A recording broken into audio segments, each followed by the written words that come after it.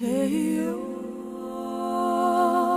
hey yeah, hey yo.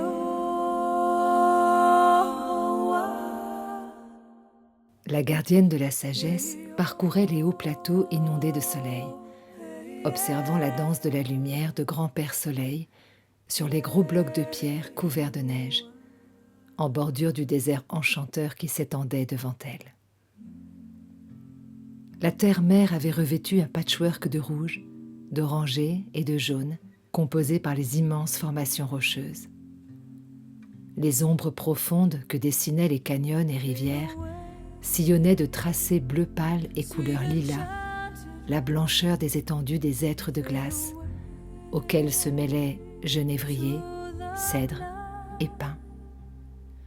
Sur les hauteurs désertiques, le peuple des arbres était heureux d'être la connexion dressée entre la grande cape multicolore de la terre-mère et le baldaquin bleu du ciel père.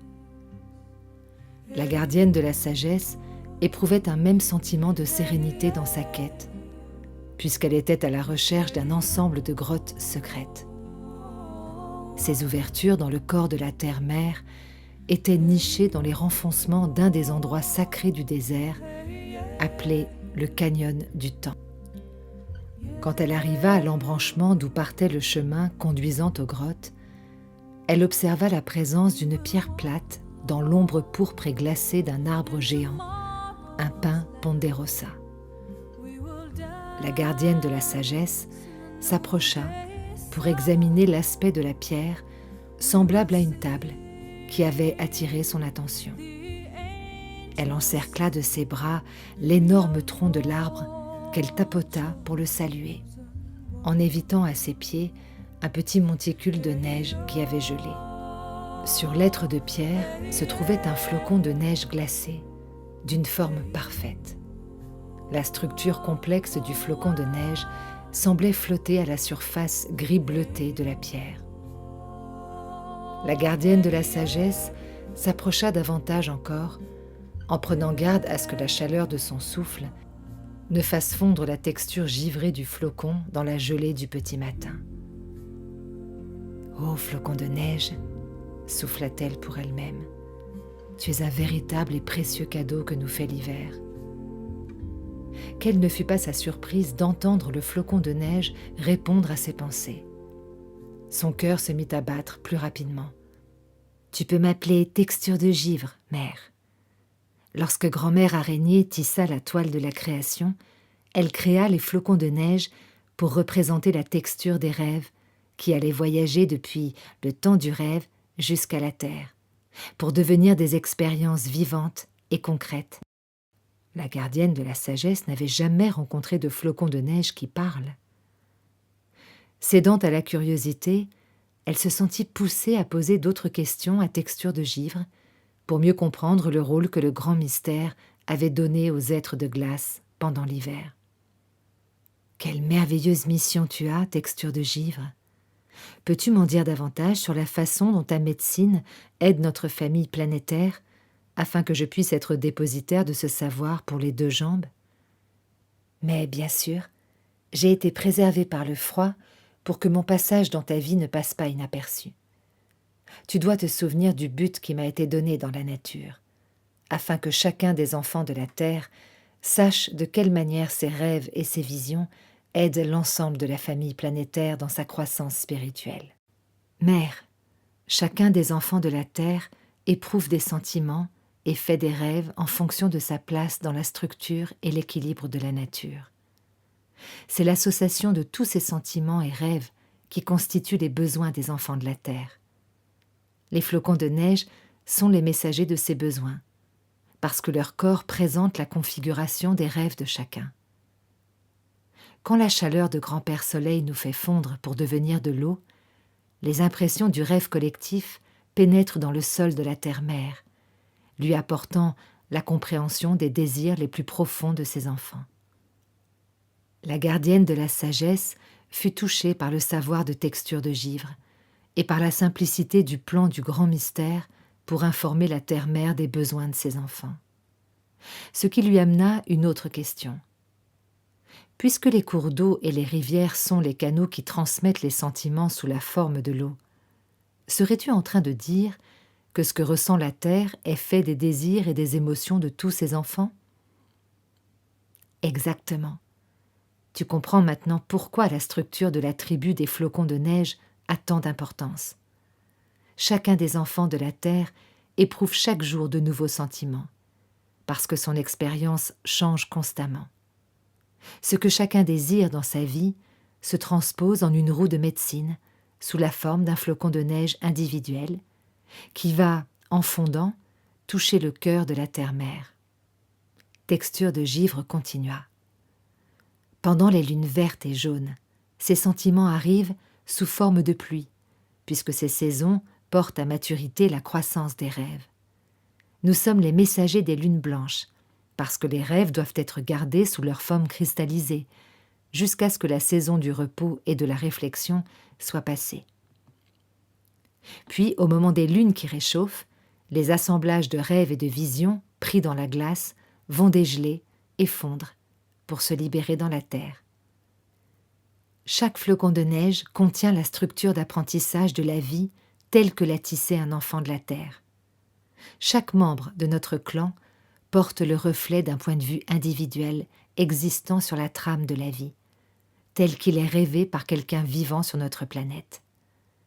Chaque forme de vie dans la création est une partie du tout, mais au niveau individuel, chacun voit la vie à partir de son point de vue sacré. Les rêves qui mènent chaque individu à vivre sa vie, à travers les choix qu'il fait, proviennent de l'espace sacré et du point de vue qui lui est personnel. La gardienne de la sagesse sourit. Elle venait de comprendre quelque chose concernant son propre choix de se lancer, dans ce matin glacé, à la recherche des grottes secrètes. Elle sentit que sa rencontre avec Structure de Givre n'était pas due au hasard. Elle décida de poser une question qui pourrait renforcer sa connaissance intérieure. Structure de Givre, c'est toi qui détiens la configuration de mes rêves et des désirs chers à mon cœur, n'est-ce pas? Structure de Givre répondit à la gardienne de la sagesse en la félicitant pour sa perspicacité. Puis, il la laissa continuer à partager avec lui ses pensées.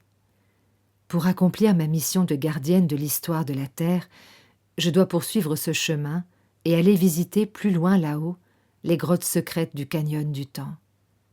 À l'intérieur de ces grottes, la Terre-Mère finalisera mon entraînement. Je serai mise au défi et franchirai l'ultime rite de passage de mon apprentissage. Il faut que je sois prête à mettre à l'épreuve les talents que j'ai développés en travaillant ardemment. Si la Terre-Mère ressent que j'ai achevé avec succès mon apprentissage et que j'ai les compétences voulues pour devenir une sage, je prendrai mon rôle de gardienne des traditions sacrées en faisant honneur aux vérités qui sont en moi. Après ce rite de passage, je détiendrai la médecine de la mémoire de notre famille planétaire. Cette médecine, ce sont les vérités auxquelles nous faisons honneur et qui se trouvent dans les points de vue sacrés de toutes les choses qui vivent sur la Terre-Mère, à travers tous les mondes et à travers le temps. La gardienne de la sagesse comprit que l'agencement de Structure de Givre reflétait ses rêves et aspirations, et recueillait les systèmes de connaissances qu'elle avait accumulés pendant les précédentes périodes de sa marche sur Terre. Maintenant, le temps approchait pour elle d'ouvrir sa vision et sa compréhension aux autres, en partageant sa sagesse avec les enfants de la Terre.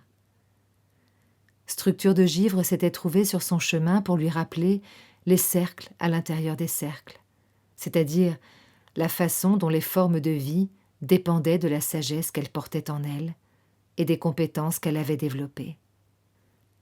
Dans sa configuration de glace, Structure de Givre contenait les plus intimes désirs de la gardienne de la sagesse, et c'est pourquoi il n'y avait rien de surprenant à ce que le flocon de neige capte ses pensées. Structure de Givre, qui devinait à quelle déduction en arrivait la gardienne de la sagesse, s'adressa à elle dans une communication muette. « Mère, les pas dans lesquels tu t'engages sont très importants.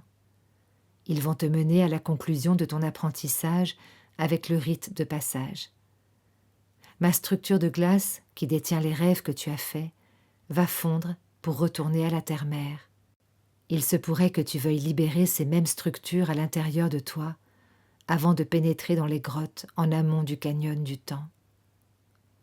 En revoyant les avancées et enseignements qui t'ont mené jusqu'à cet endroit, tu te rendras libre pour pouvoir faire face au futur. Le fait de se souvenir comporte une médecine spécifique qui te permet d'avoir accès à tous les lieux, à toutes les révélations et à toutes les situations qui ont influencé la femme que tu es devenue. En te souvenant de tout ce qui est du passé, tu peux te placer toi-même ici et maintenant et habiter la réalité de tout ce que tu es. D'accord avec Structure de Givre, la gardienne de la sagesse décida de prendre le temps nécessaire pour se préparer avant de pénétrer dans les grottes. Ce souvenir était bien plus vaste que connaître l'histoire de la terre-mère. C'était une partie vitale de sa propre médecine, qui allait lui permettre d'entrer dans son prochain apprentissage, sans être attachée aux réalisations passées ni aux anciens schémas. La gardienne de la sagesse pouvait apprécier de savourer chaque pas de son avancée sur son chemin, en éprouvant à nouveau, par le souvenir, le sentiment de bien-être que chaque pas lui avait octroyé. Elle devenait ainsi capable d'aller de l'avant, en manifestant son droit à la totalité de sa réalisation.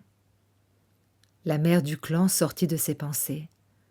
Elle regarda le ciel et dit « Les rayons de grand-père Soleil sont en train de toucher la composition de ton corps. La terre-mère va bientôt recueillir les sentiments les plus chers à mon cœur, lorsque ta configuration de glace deviendra de l'eau et coulera dans le cœur de l'être de pierre sur lequel tu es posé, et dans le sol en dessous. Structure de glace, je te remercie d'avoir été mon enseignant et d'avoir partagé tes dons avec moi. Je vais te laisser ici pour continuer mon chemin, mais sache que mon cœur chantera toujours tes louanges et ma gratitude. » La gardienne de la sagesse commença à gravir la piste vers le canyon du temps, tout en agitant la main vers Structure de Givre en signe d'adieu. Elle aborda bientôt le chemin escarpé, surplombé de saillies rocheuses, couleur de rouille et d'ambre. Ça et là, elle salua ceux qui se tiennent dressés, qui avaient poussé sur les falaises abruptes du canyon du temps. Il était presque midi lorsqu'elle parvint à ce qui semblait être la fin du canyon encaissé. Elle contourna un amas de rochers que la plupart des personnes n'auraient pas remarqué. Là, derrière les rochers, une falaise calcaire encadrait l'entrée des grottes secrètes. La gardienne de la sagesse offrit une pincée de pollen de maïs à la terre sous ses pieds, demandant respectueusement aux esprits gardiens des grottes secrètes si elle pouvait entrer dans ce lieu. Elle reçut le signe que sa présence était bienvenue lorsqu'elle sentit un petit souffle d'air caresser son visage. En silence, elle s'assit sur le sol du canyon qui formait une vasque et regarda vers l'entrée de la suite des 7 grottes. Puis elle s'approcha de l'ouverture. Les 7 grottes représentaient les 7 directions sacrées. Est, sud, ouest, nord, en haut, en bas et à l'intérieur. La gardienne de la sagesse tourna, puis s'agenouilla devant l'entrée des grottes et se pencha pour embrasser la terre. Elle étira sa colonne tout en restant à genoux et leva ses bras vers le ciel père, chantant un chant de remerciement pour la chance qu'elle avait là d'achever son dernier rite de passage. Quand elle eut achevé son chant de gratitude, elle s'assit en silence face à l'entrée de la première grotte. La gardienne de la sagesse commença son processus de souvenir en se rappelant pour commencer son expérience d'avoir un corps humain et alla au bout de chaque souvenir. Les animaux qui l'avaient enseigné, lors de ses jours et nuits passés, flottaient dans son esprit, lui permettant ainsi de revoir les leçons que chacun lui avait transmises. Le cochon lui avait enseigné la médecine d'utiliser l'intellect et les facultés de raisonnement. La souris lui avait enseigné à faire attention aux détails par l'observation fine et à se préserver de l'accablement en accomplissant une seule tâche à la fois. le Tamya lui avait donné sa compréhension de respecter les plus petits êtres et éléments de la nature dans des relations d'interdépendance et d'égalité. Il lui avait enseigné à voir des correspondances entre le monde naturel et les idées des personnes, lui montrant le bien fondé de chaque point de vue. La tourterelle lui avait enseigné à nourrir les rêves de paix et à trouver la paix à l'intérieur d'elle-même. Chacun de ces totems lui avait offert la sagesse dont il était détenteur pour lui enseigner à tirer le meilleur de son potentiel. Elle remercia silencieusement chacun et continua à faire le bilan des leçons qui lui avaient été données. Quand la gardienne de la sagesse eut fini de récapituler toute la bonté de chaque événement de sa vie et qu'elle eut libéré le passé avec joie, elle invoqua la terre-mère en lui demandant la permission d'entrer dans la première grotte. Un léger souffle de vent amena une feuille morte depuis l'arbre qui était derrière elle jusqu'à l'entrée de la grotte, l'invitant à entrer. La gardienne de la sagesse attrapa d'une main une poignée de terre qu'elle porta à son cœur, puis lança la terre par-dessus son épaule pour signaler qu'elle quittait le monde extérieur et laissait derrière elle ses expériences terrestres d'auparavant. Elle prit une profonde inspiration pour se remplir du souffle de vie et trouver sa stabilité intérieure, puis elle se glissa dans la grotte. Aussitôt, la voix de la terre-mère résonna à ses oreilles. « Gardienne de la sagesse, tu te trouves à présent dans la grotte de l'Est. Le côté masculin et chercheur de ta nature, en quête d'illumination et de clarté, demeure ici, ainsi que dans ton corps. Grâce aux leçons de l'Est, tu as acquis la faculté de devenir la protectrice des traditions sacrées. Qu'as-tu donc appris ? Mère, j'ai cherché la vérité et j'ai découvert que toute chose vivante crée de nouvelles traditions dès lors qu'elle honore le caractère sacré qui réside en chaque individu, aussi bien que dans l'ensemble de la création. J'ai fait l'expérience de la clarté de la connaissance de celui qui désire la compréhension autant que le souffle de la vie. Toute tradition sacrée, je le sais maintenant, se crée lorsqu'un individu trouve une façon de se reconnecter à l'amour du grand mystère. Je comprends que mon rôle de protectrice de ces traditions s'exprime en enseignant à nos enfants humains à laisser ou permettre à chacun de redécouvrir sa propre connexion au grand mystère. Je dois protéger la tradition sacrée du libre arbitre, donnée par le grand mystère, en montrant à l'humanité que tout individu a le droit de se reconnecter à l'auteur de sa propre voix. L'orenda de chaque humain doit être la lumière qui le guide. La vérité de l'illumination se trouve dans le fait d'honorer le droit de chacun à avoir sa vérité personnelle et à suivre la voie de sa propre essence spirituelle. J'ai appris que les traditions sacrées peuvent être préservées, en ignorant les règles humaines si rigides qui apparaissent lorsqu'un être humain veut que les autres le suivent comme leur chef, au lieu qu'ils suivent la voie de la vérité à l'intérieur de leur propre orenda. Le passage qui menait de la première à la deuxième grotte s'illumina, signalant ainsi que la gardienne de la sagesse pouvait continuer d'avancer.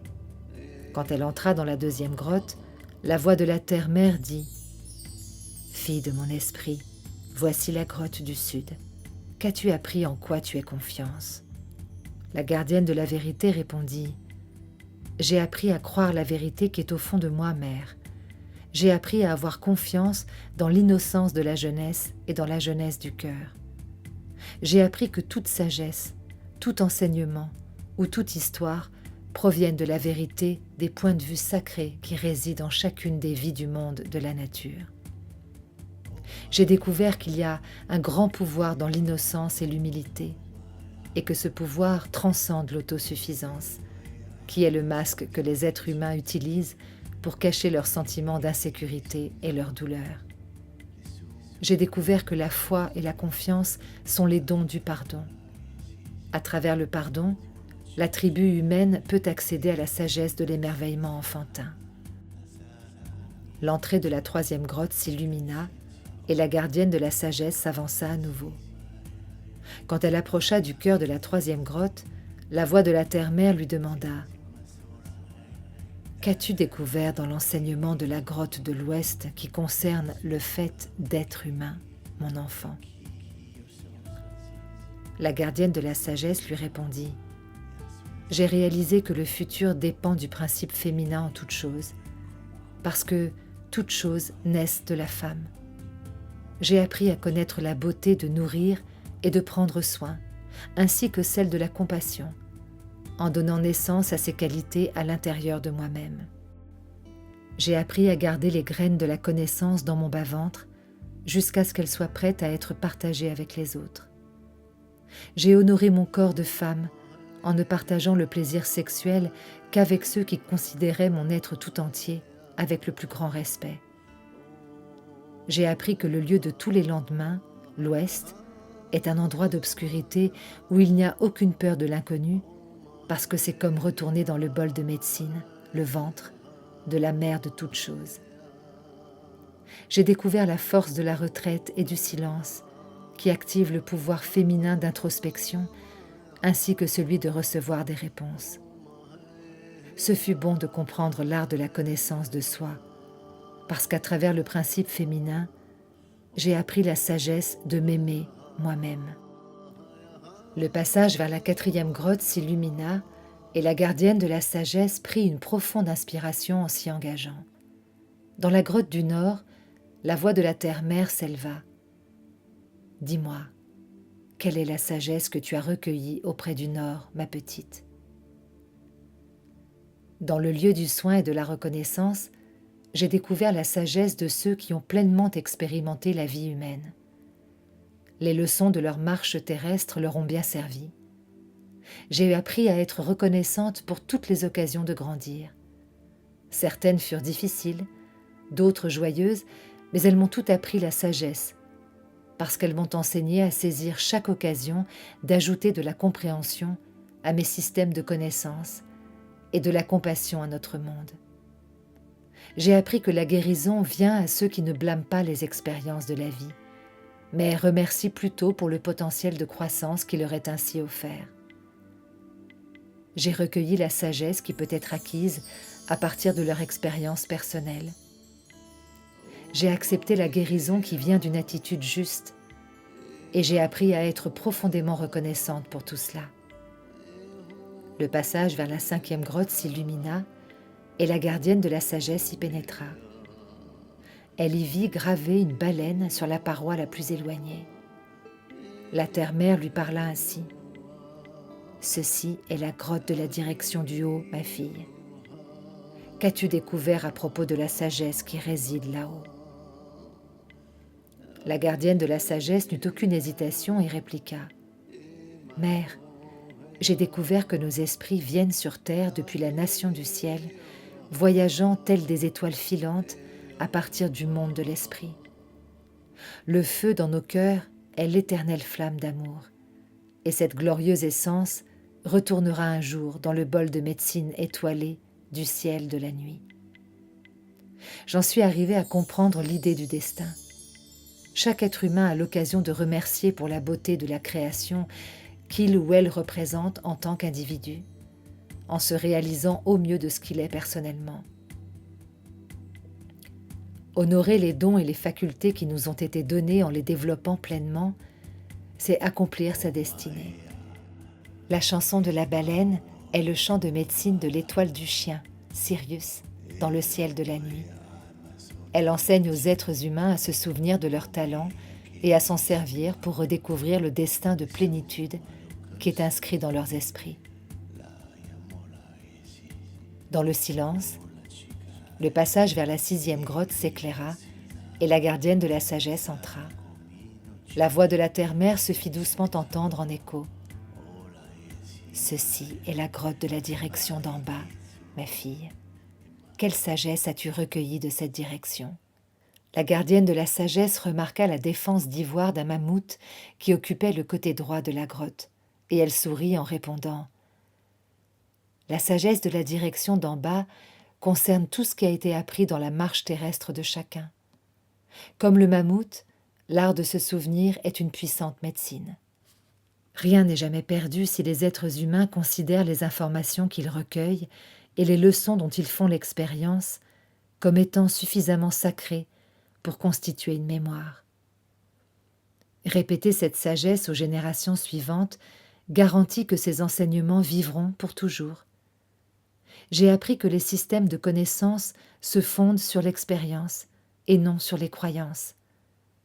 Les êtres à deux jambes doivent porter ce dont ils se souviennent, ainsi que la sagesse de l'esprit dans la direction d'en bas, et les intégrer à leur propre marche. Le dernier passage s'illumina, et la gardienne de la sagesse fit quelques pas à l'intérieur de la 7e grotte. L'esprit de son totem vint emplir la grotte. Elle sentit la présence du lynx pendant que la voix de la terre-mère lui parlait à nouveau. Voici la dernière grotte, celle de la direction intérieure. Qu'as-tu appris à propos de la vie qui vit à l'intérieur de toi, mon enfant? La gardienne de la sagesse répondit. Mère, j'ai appris que toute chose vivante a un cœur empli d'amour, de désirs, de rêves, de projets et de grande médecine. Pour moi-même, j'ai appris que la sagesse inexprimée de mon cœur est pareille à un bijou précieux qui m'accorde la gloire dans le fait d'être vivant. J'ai appris à ne partager cette sagesse que lorsqu'elle est demandée. J'ai appris qu'il n'y a aucun secret dans l'univers parce que toutes les réponses sont contenues en lui. Les mystères de tous les mondes sont accessibles par le cœur lorsque le chercheur est désireux de s'ouvrir et de recevoir.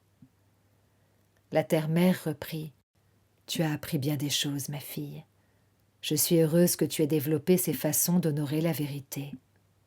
Tu as suivi la piste de la sagesse et découvert que la voix de ton Orenda est ton guide en permanence. Tu as compris que la piste de la sagesse mène dans la direction intérieure, à ton cœur. L'accomplissement des 7 directions sacrées de la sagesse est ton dernier rite de passage dans la compréhension de la vie humaine. As-tu aussi découvert pourquoi ces grottes se situent en amont du canyon du temps? Oui, mère, j'ai compris que tous les êtres humains doivent accumuler de la sagesse tout au long du temps pour marquer les cycles et saisons de la croissance et des changements du monde tangible. Les expériences de la marche sur Terre permettent à tous les êtres à deux jambes de parcourir chacun des échelons de la roue de la vie. Le temps venu, lorsqu'ils sont prêts à entendre la voix de leur Orenda, ils sentent que leur propre esprit les incite à grandir de toute urgence. Sans les expériences, qui prennent du temps pour être intégrées et pleinement comprises, les leçons de chaque direction ou échelon deviendraient confuses. Le grand mystère nous a fait don du temps pour que notre passage et notre expérience puissent être pleinement expérimentés. La sagesse que l'on atteint, comme cette grotte, se trouve en amont du canyon du temps, car elle est la sagesse éternelle qui sera pour toujours inscrite dans l'Orenda de la personne. La terre-mère bénit la partie d'elle-même que représentait la mère du clan du 2e cycle lunaire en l'entourant d'amour. Un sentiment de plénitude et de globalité entra dans le cœur de la gardienne de la sagesse, l'emplissant de visions de l'arc-en-ciel tournoyant. Une sensation de paix intérieure coula dans ses veines, et elle fut prête à quitter les grottes pour s'avancer dans la lumière du grand-père Soleil et continuer son voyage parmi les deux jambes qu'elle était venue servir.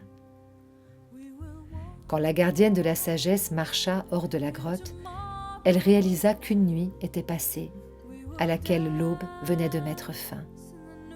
Grand-père Soleil était en train de remplir le monde avec les couleurs d'un tout nouveau matin. Elle leva les bras vers les rayons de la glorieuse lumière du grand-père et chanta son chant de salutation et de remerciement. Puis, elle s'agenouilla et embrassa le sol, le corps de la terre-mère. La route avait été longue, les épreuves nombreuses, mais à présent, elle comprenait pourquoi le grand mystère ne soumettait jamais les êtres humains à l'examen de leurs forces, mais seulement à celui de leur faiblesse. La route de la sagesse pouvait être parcourue seulement par l'expérience, les épreuves et les erreurs. Elle avait gagné le droit d'être la protectrice de la route de la sagesse parce qu'elle l'avait parcourue en honorant la vérité à l'intérieur d'elle-même.